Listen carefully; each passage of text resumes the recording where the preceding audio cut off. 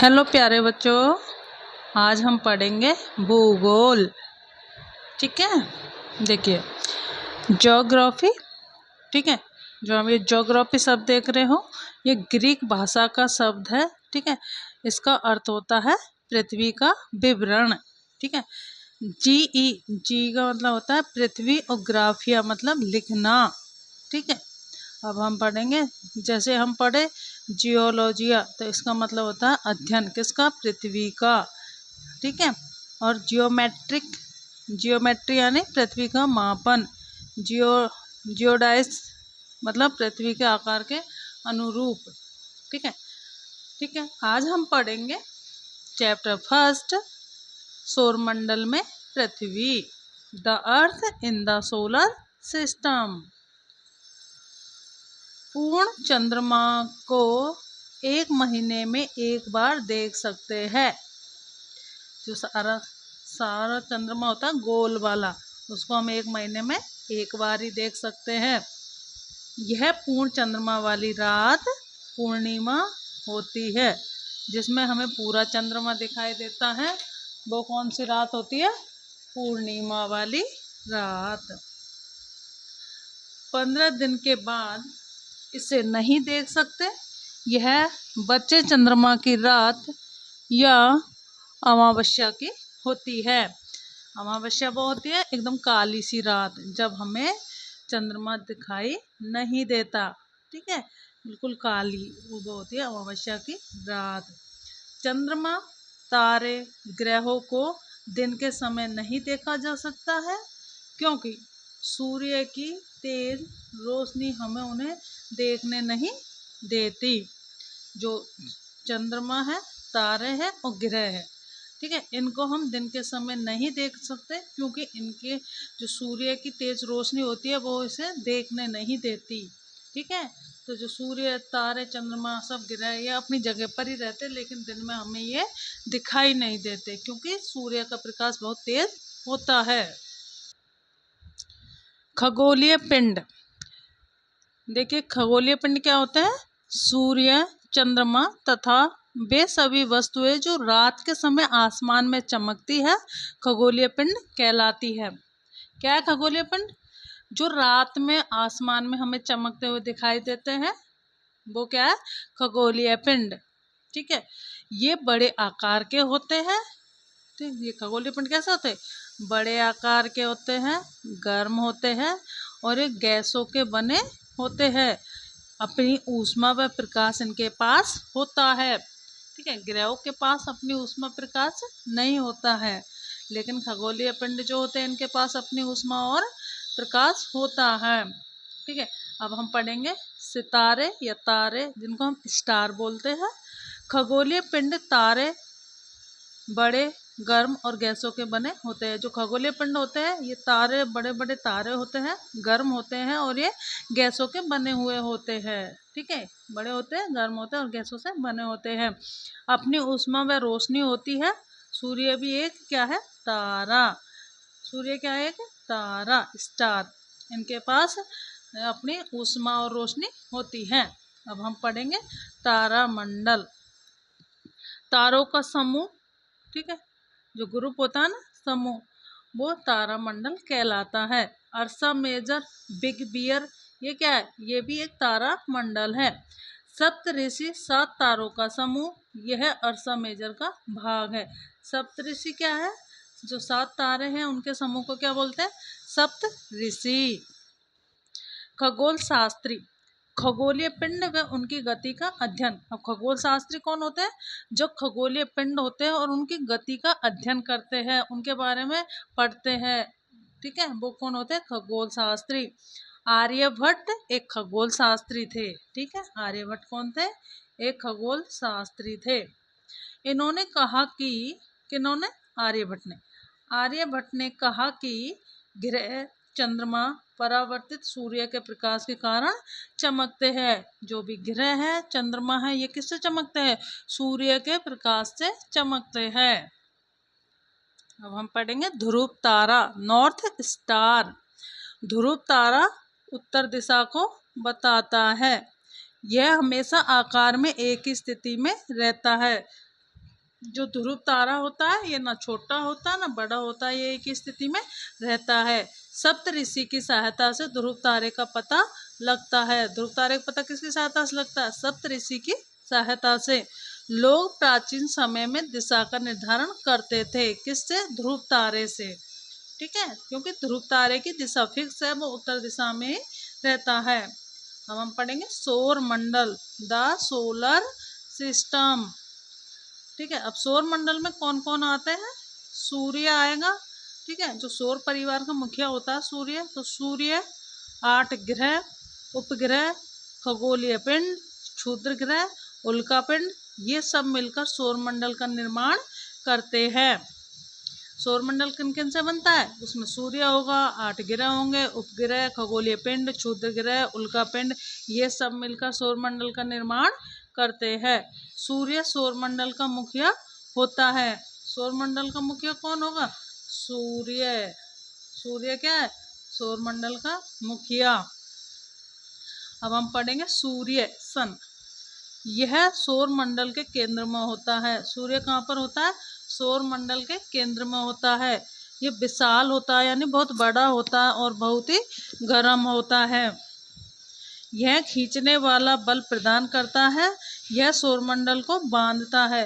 तो जो सूर्य है इसने पूरे सौरमंडल को बांध रखा है। यह सौरमंडल के लिए ऊष्मा प्रकाश का स्रोत है। जो हमारा सौरमंडल है इसको ऊष्मा प्रकाश कहाँ से मिलते हैं? सूरज से। यह पृथ्वी से 15 करोड़ किलोमीटर दूर है। सूर्य पृथ्वी से कितना दूर है? 15 करोड़ किलोमीटर दूर है। ग्रह, प्लेनेट्स। ठीक है, ग्रह क्या होता है? ये खगोलीय पिंड है, अपना ताप व प्रकाश नहीं होता है। ठीक है, जो ग्रह होते हैं क्या है? खगोलीय पिंड है, इनके पास अपना ताप और प्रकाश नहीं होता है। ये तारों की रोशनी से चमकते हैं। हमने पढ़ा सूर्य भी एक तारा है। तो ये जो भी ग्रह है ये किससे चमकते हैं? तारों की रोशनी से चमकते हैं। पृथ्वी एक ग्रह है। यह निकटतम तारे सूर्य से अपनी सारी ऊष्मा, ऊर्जा और प्रकाश लेता है। पृथ्वी क्या है? पृथ्वी भी एक ग्रह है, प्लेनेट्स है। ठीक है, और ये क्या करता है? पृथ्वी का सबसे निकटतम तारा कौन सा है? सूर्य। ठीक है, तो ये पृथ्वी है अपने जो सारी ऊष्मा, ऊर्जा और प्रकाश किससे लेता है? सूर्य से। अब सौर मंडल, तो सौर मंडल में कितने ग्रह हैं? 8 ग्रह है। ठीक है, अब हम देखेंगे ये ग्रह। बुध, मर्क्यूरी, शुक्र, वीनस, पृथ्वी, अर्थ, मंगल, मार्स, बृहस्पति, जुपिटर, शनि, सेटर्न, यूरेनस, और नेपच्यून। ठीक है, ये 8 ग्रह हैं। अब ये कुछ डायग्राम बना रखा है, देखो ये सन है और सन के सबसे करीब कौन सा है? बुध, बुध के बाद शुक्र, फिर पृथ्वी और मंगल। 1 2 3 4। ठीक है, बुध, शुक्र, पृथ्वी, मंगल, इन 4 ग्रह, ये 4 ग्रह हो गए। इन चारों ग्रहों को क्या बोलते हैं? इनर प्लैनेट्स, आंतरिक ग्रह कहा जाता है। इसके बाद मंगल ग्रह के बाद ये क्या है? क्षुद्र ग्रहों की एक पेटी पाई जाती है। इसके बाद बृहस्पति, फिर शनि, यूरेनस और नेपच्यून। ठीक है, और ये 4 8 ग्रह हो गए। ठीक है, जो शनि ग्रह है इसके चारों तरफ रिंग पाई जाती है ना। तो मंगल और बृहस्पति ग्रहों के बीच क्षुद्र ग्रहों की पेटी पाई जाती है। ठीक है, ये आंतरिक जो प्लैनेट्स होते हैं, बुध, शुक्र, पृथ्वी और मंगल, इन्हें इनर प्लैनेट्स कहते हैं, आंतरिक ग्रह। ये क्या है? सूर्य के सबसे नजदीक ग्रह है, वह चट्टानों से बने हुए हैं। ठीक है, अब ये 4 जो ग्रह हैं ये उनको बोलते हैं एक्सटर्नल प्लैनेट, यानी बाहरी ग्रह। और ये सूर्य से दूर होते हैं, बड़े आकार के होते हैं और ये गैसों व तरल पदार्थों से बने होते हैं और ये बहुत ज़्यादा हल्के होते हैं। जुपिटर, सेटर्न और यूरेनस के चारों ओर छल्ले है। यह मलबे की बेल्ट है। ठीक है, जुपिटर, सेटर्न और यूरेनस के चारों तरफ क्या बने हुए? छल्ले बने हुए हैं। ये मलबा है। ग्रह सूर्य के चारों ओर परिक्रमा पथ में स्थिर दीर्घ पथ पर चलते हैं। जो ग्रह है ये सूर्य के चारों ओर परिक्रमा करते हैं और किस में? दीर्घ वृत्ताकार पथ। ठीक है, अपने रास्ते में परिक्रमा करते हैं, दीर्घ वृत्ताकार पथ पर चलते हैं। बुध को सूर्य का निकटतम ग्रह होने के कारण एक चक्कर पूरा करने में लगभग 88 यानी 88 डेज का समय लगता है। ठीक है, 88 दिन का समय लगता है। सूर्य के सबसे निकटतम ग्रह कौन सा है? बुध। शुक्र को पृथ्वी का जुड़वा माना जाता है। जो शुक्र ग्रह है इसे क्या कहते हैं? पृथ्वी का जुड़वा ग्रह माना जाता है। किसे? शुक्र को। शुक्र को पृथ्वी का जुड़वा माना जाता है। वर्ष 2006 तक प्लूटो को भी एक ग्रह माना जाता था, लेकिन इसे बाद में बौने ग्रह कहा जाने लगा। ठीक है, जो प्लूटो है 2006 से पहले इसको भी एक ग्रह माना जाता था। पहले 9 ग्रह माने जाते थे, लेकिन 2006 तक प्लूटो को भी एक ग्रह माना जाता था, लेकिन इसे बाद में बौने ग्रह की श्रेणी में रख दिया था। अब हम पढ़ेंगे पृथ्वी, अर्थ। ठीक है, अर्थ क्या है? एक यूनिक सौर मंडल का यूनिक प्लैनेट्स है। पृथ्वी क्या है? सौर मंडल का यूनिक ग्रह है, क्योंकि यहीं पर जीवन पाया जाता है, ऑक्सीजन होती है। पृथ्वी आकार में 5वां सबसे बड़ा ग्रह है। आकार में यानी साइज में सबसे बड़ा, फिर उससे छोटा, फिर उससे छोटा। ठीक है, तो 5वां बड़ा ग्रह है। जो हमारी पृथ्वी है वो ध्रुवों पर कैसी है? थोड़ी चपटी है। पृथ्वी ध्रुवों पर कैसी है? थोड़ी चपटी है। इसके आकार को एक भू आकृति कहा जाता है, जियोइड। ठीक है, जैसे पृथ्वी जैसा आकार। अंतरिक्ष से देखने पर पृथ्वी नीले रंग की लगती है। क्यों लगती है नीले रंग की? क्योंकि पृथ्वी की सतह पर 2/3 सतह पर पानी है। इस कारण जब हम अंतरिक्ष से देखते हैं तो हमारी अर्थ कैसी लगती है? नीला ग्रह या ब्लू प्लैनेट्स। उपग्रह, सैटेलाइट। ठीक है, उपग्रह क्या? खगोलीय पिंड है, ग्रहों के चारों ओर घूमते हैं।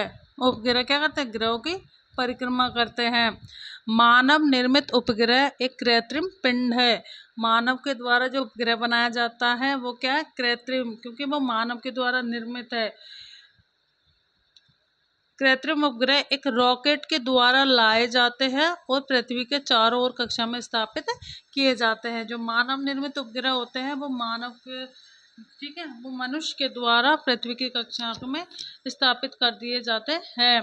भारत का पहला कृत्रिम उपग्रह आर्यभट्ट। भारत का पहला कृत्रिम उपग्रह कौन सा था? आर्यभट्ट। ठीक है, अब हम पढ़ेंगे चांद, द मून। ठीक है, इसको हम क्या बोलते हैं? चंदा मामा। आज हम वो पढ़ेंगे। ठीक है, चांद। चांद क्या है? एक उपग्रह है, पृथ्वी का एकमात्र उपग्रह। ठीक है, चांद क्या है? पृथ्वी का एक ही उपग्रह है जिसका नाम चांद या चंद्रमा है। यह पृथ्वी के चारों ओर घूमता है। उपग्रह क्या करता है? पृथ्वी की परिक्रमा करता है, उसको चारों तरफ घूमता है। चांद का जो व्यास है पृथ्वी से केवल 1/4 है। चांद हमें बड़ा इसलिए दिखाई देता है, अन्य खगोलीय पिंडों की तुलना में पृथ्वी के निकट है। चांद इतना बड़ा हमें कैसे दिखाई देता है? क्योंकि अन्य जो खगोलीय पिंड है पृथ्वी से बहुत ज़्यादा दूर है और ये थोड़ा पृथ्वी के पास है, इसलिए चांद हमें बहुत बड़ा दिखाई देता है। सूर्य के प्रकाश से ये चमकता है। पृथ्वी से दूरी इसकी है 3,84,000 किलोमीटर। पृथ्वी पर चंद्रमा की रोशनी को पहुंचने में 1.3 सेकंड में का समय लगता है। जो पृथ्वी पर चंद्रमा की रोशनी है उसको पहुंचने में 1.3 सेकंड का समय लगता है। लगभग 27 दिनों में पृथ्वी का एक चक्कर लेता है। ठीक है, जो चंद्रमा है लगभग 27 दिनों में पृथ्वी का एक चक्कर पूरा करता है और इतने समय में अपने अक्ष पर भी एक चक्कर लगाता है। इसलिए पृथ्वी पर चांद का केवल एक तरफ का हिस्सा दिखाई देता है। पानी, हवा, जीवन के लिए अनुकूल स्थिति नहीं। ठीक है, और सतह पर पहाड़, मैदान आदि और गड्ढे हैं। जो चंद्रमा है, ठीक है, इसकी सतह पर पानी नहीं है, हवा नहीं है, तो वहाँ जीवन भी नहीं है। और इसकी सतह पर क्या बने हुए हैं? पहाड़ है, मैदान है और गड्ढे बने हुए हैं। अब हम पढ़ेंगे क्षुद्र ग्रह, एस्ट्रॉइड। ठीक है, ये छोटे होते हैं, सितारे यानी तारे ग्रह और उपग्रहों के चारों ओर घूमते रहते हैं। क्षुद्र ग्रह क्या है? सितारे है, ग्रह उपग्रह इनके चारों तरफ परिक्रमा करते रहते हैं। मंगल व बृहस्पति की कक्षाओं के बीच पाए जाते हैं। ठीक है, तो ये क्षुद्र ग्रह है, इनकी पेटी किन दो ग्रहों के मध्य पाई जाती है? ये इंपॉर्टेंट है, याद रखना। मंगल व बृहस्पति की कक्षाओं के बीच पाए जाते हैं क्षुद्र ग्रह। ठीक है, अब हम पढ़ेंगे उल्का पिंड।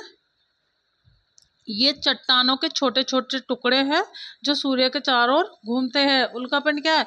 चट्टानों के छोटे छोटे टुकड़े हैं जो सूर्य के चारों ओर घूमते रहते हैं।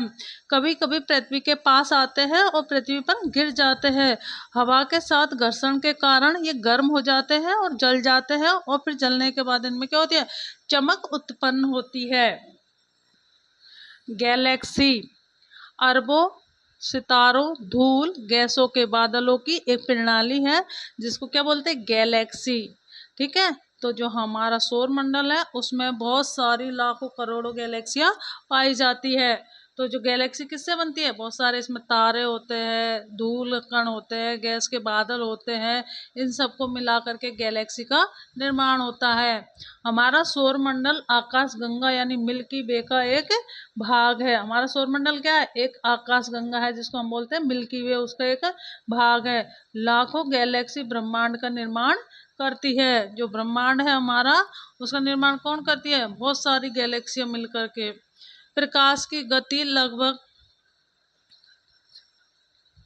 3 लाख किलोमीटर प्रति सेकंड है। इस गति से सूर्य के प्रकाश को, ठीक है, पृथ्वी तक पहुंचने में लगभग कितना समय लगता है? 8 मिनट का समय लगता है। नील आर्मस्ट्रॉन्ग पहले व्यक्ति थे जो 21 जुलाई 1969 को सबसे पहले चंद्रमा की सतह पर कदम रखा था। ठीक है, तो चंद्रमा की सतह पर कदम रखने वाले पहले व्यक्ति कौन थे? नील आर्मस्ट्रॉन्ग थे, जिन्होंने 21 जुलाई 1969 को चंद्रमा पर कदम रखा था। ये नील आर्मस्ट्रॉन्ग अमेरिका के एक यात्री थे। ठीक है बच्चों, अच्छा लगा है आपको? कुछ समझ में आए तो लाइक करना, शेयर करना, कमेंट करना और सब्सक्राइब करना। Thank you.